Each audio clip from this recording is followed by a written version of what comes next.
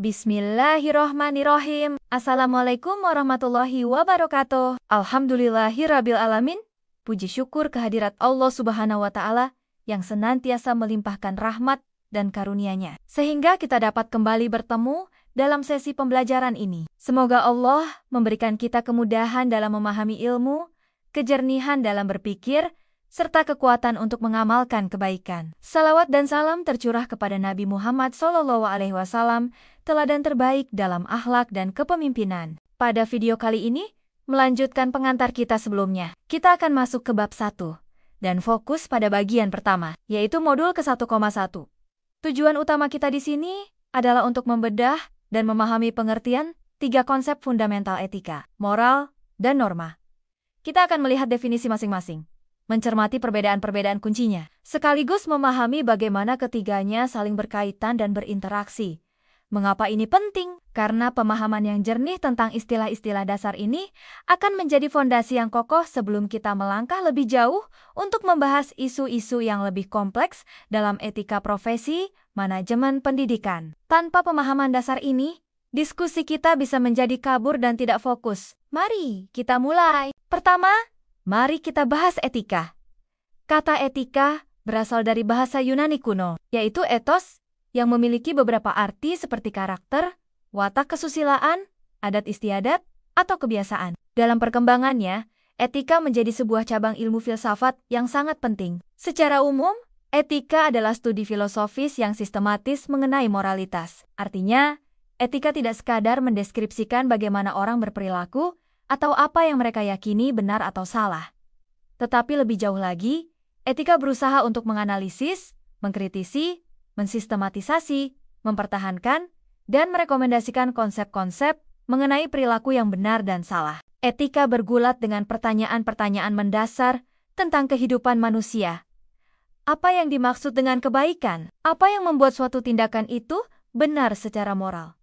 Dan tindakan lain salah? Apa saja kewajiban moral kita terhadap diri sendiri dan orang lain? Bagaimana seharusnya kita menjalani hidup yang baik dan bermakna? Etika berusaha mencari jawaban atas pertanyaan-pertanyaan ini melalui penalaran logis, argumen rasional, dan analisis konseptual. Dalam studi etika, dikenal berbagai pendekatan atau teori etika, seperti misalnya utilitarianisme yang fokus pada konsekuensi atau hasil tindakan, deontologi yang menekankan pada kewajiban atau aturan moral, dan etika kebajikan yang berpusat pada karakter moral pelaku tindakan. Kita akan menyentuh beberapa teori ini di bab selanjutnya.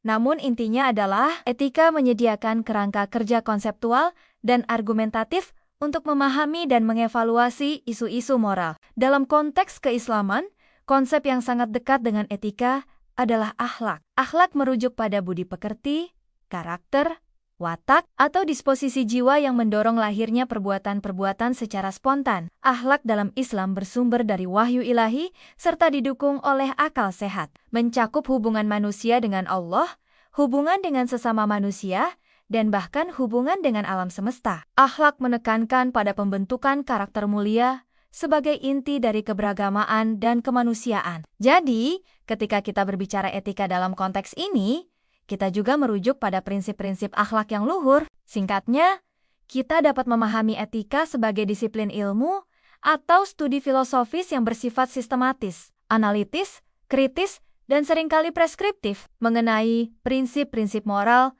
dan nilai-nilai yang memandu perilaku manusia. Sekarang, mari kita beralih ke konsep kedua, yaitu moral. Kata moral atau moralitas berasal dari bahasa Latin, mos atau mores, yang artinya mirip dengan ethos dalam bahasa Yunani, yaitu adat istiadat, kebiasaan, atau tata cara hidup. Namun, dalam penggunaannya saat ini, moralitas lebih merujuk pada seperangkat keyakinan, nilai, prinsip, dan standar perilaku aktual mengenai benar dan salah, baik dan buruk, yang dipegang dan dipraktikkan oleh individu atau kelompok sosial tertentu. Jika etika lebih bersifat studi filosofis dan analitis, maka moralitas lebih bersifat deskriptif. Ia menggambarkan apa yang diyakini atau dilakukan oleh orang-orang dalam kehidupan nyata. Moralitas adalah daging atau substansi yang menjadi objek kajian etika. Moralitas seringkali terbentuk dan dipengaruhi oleh berbagai faktor, seperti ajaran agama, tradisi budaya, norma sosial, hukum yang berlaku, pengalaman pribadi, serta pendidikan keluarga dan masyarakat. Karena dipengaruhi oleh faktor-faktor tersebut, moralitas bisa bersifat lebih partikular atau beragam. Apa yang dianggap bermoral dalam satu budaya atau komunitas, mungkin tidak dianggap demikian dalam budaya lain. Bahkan dalam satu masyarakat pun, bisa terdapat perbedaan pandangan moral antar individu mengenai isu-isu tertentu. Contoh pernyataan atau keyakinan moral misalnya. Berbohong itu salah. Kita harus menolong orang yang membutuhkan. Korupsi adalah tindakan tidak bermoral.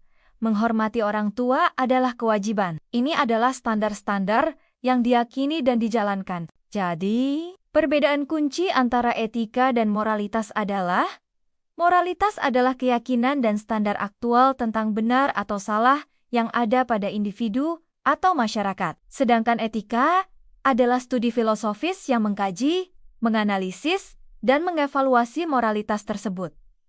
Etika bertanya, mengapa ini dianggap benar atau salah?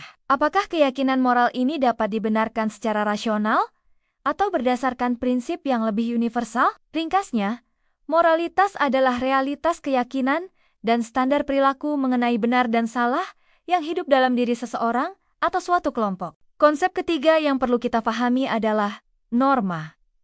Kata norma berasal dari bahasa Latin yang berarti ukuran, aturan, atau sudut, siku-siku. Dalam konteks sosial, norma adalah aturan, standar, atau ekspektasi perilaku spesifik yang ditetapkan dan berlaku dalam suatu kelompok, masyarakat, atau konteks tertentu. Norma memberitahu kita bagaimana kita diharapkan untuk bertindak, berpikir, atau bahkan merasa dalam situasi-situasi khusus agar dianggap wajar dan diterima oleh kelompok tersebut. Fungsi utama norma adalah untuk mengatur interaksi sosial, menciptakan keteraturan dan prediktabilitas dalam kehidupan bersama, menjaga kohesi sosial, serta mengekspresikan nilai-nilai yang dianut oleh kelompok. Norma dipelajari melalui proses sosialisasi dan ditegakkan melalui berbagai mekanisme kontrol sosial, baik formal maupun informal. Kita bisa membedakan beberapa jenis norma berdasarkan sumber, sifat, dan sanksinya. Norma hukum.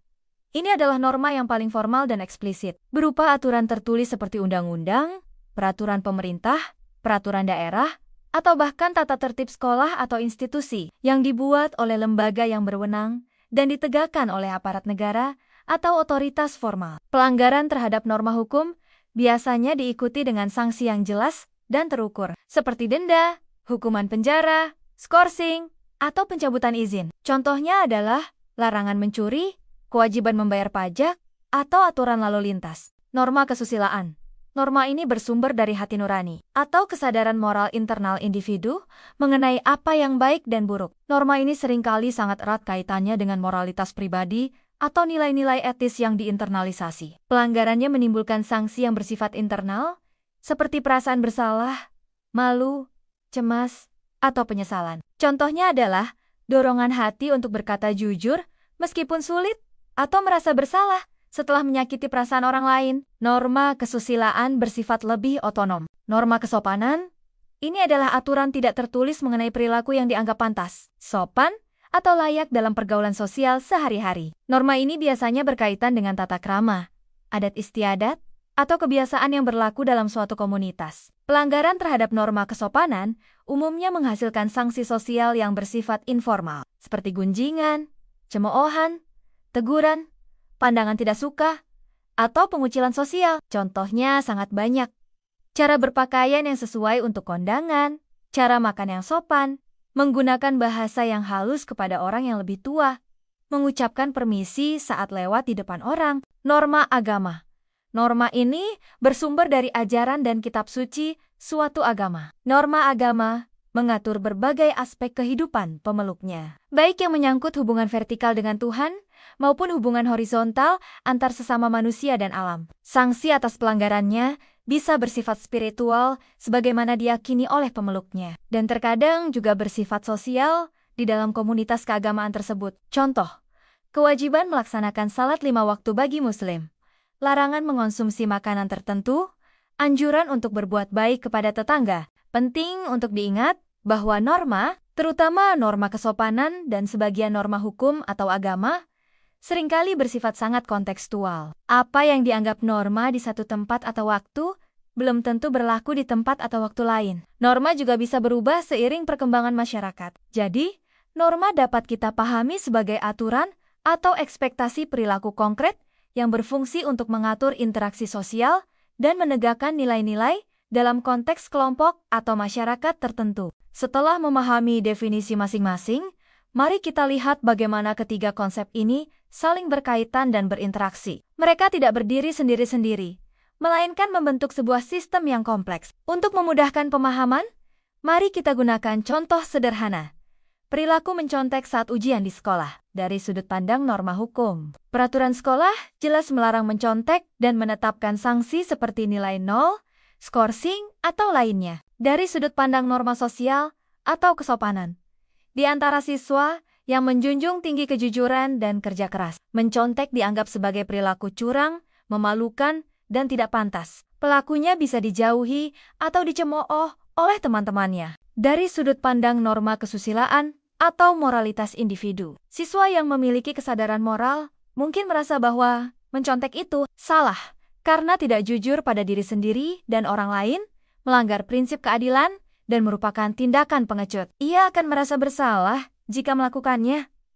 Meskipun tidak ketahuan, ini adalah refleksi dari moralitas pribadinya. Dari sudut pandang etika, seorang filsuf etika atau kita yang belajar etika akan menganalisis mengapa mencontek itu salah secara fundamental. Alasannya bisa karena mencontek melanggar prinsip keadilan bagi siswa lain yang belajar jujur, merusak tujuan evaluasi pendidikan, mendelegitimasi nilai ijazah atau prestasi, serta membentuk karakter yang tidak jujur dan tidak bertanggung jawab. Etika memberikan justifikasi rasional mengapa norma dan moralitas anti mencontek itu seharusnya dipertahankan. Dari contoh ini, kita bisa melihat keterkaitannya. Moralitas sering menjadi sumber bagi norma.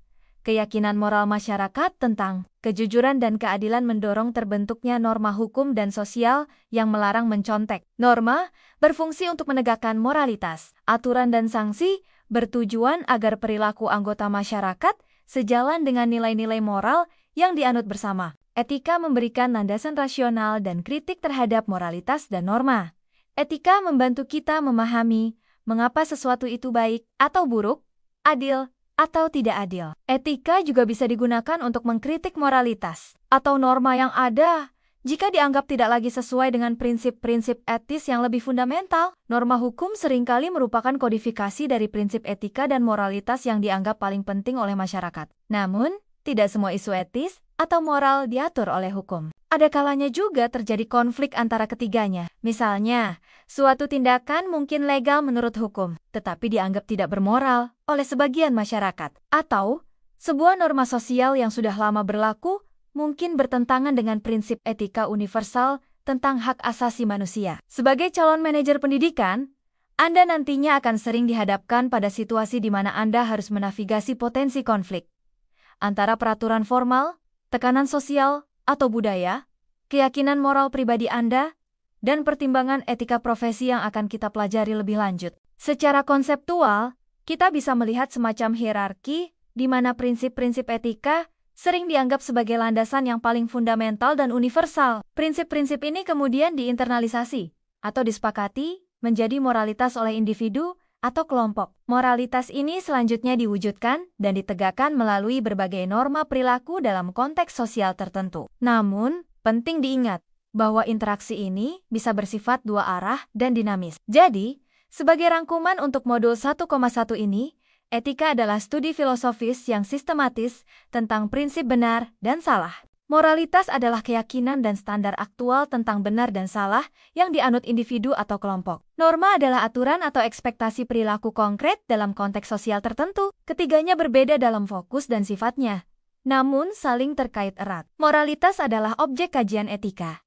Norma adalah wujud operasional dari moralitas, dan etika memberikan landasan rasional serta kritik bagi keduanya. Memahami perbedaan dan hubungan antara etika, moral, dan norma adalah langkah awal yang sangat penting. Dengan pemahaman ini, kita akan lebih siap untuk memasuki pembahasan berikutnya, yaitu tentang bagaimana konsep-konsep ini diterapkan secara khusus dalam konteks profesi, yang akan membawa kita pada pembahasan mengenai profesionalisme dan etika profesi pada modul selanjutnya. Wassalamualaikum warahmatullahi wabarakatuh.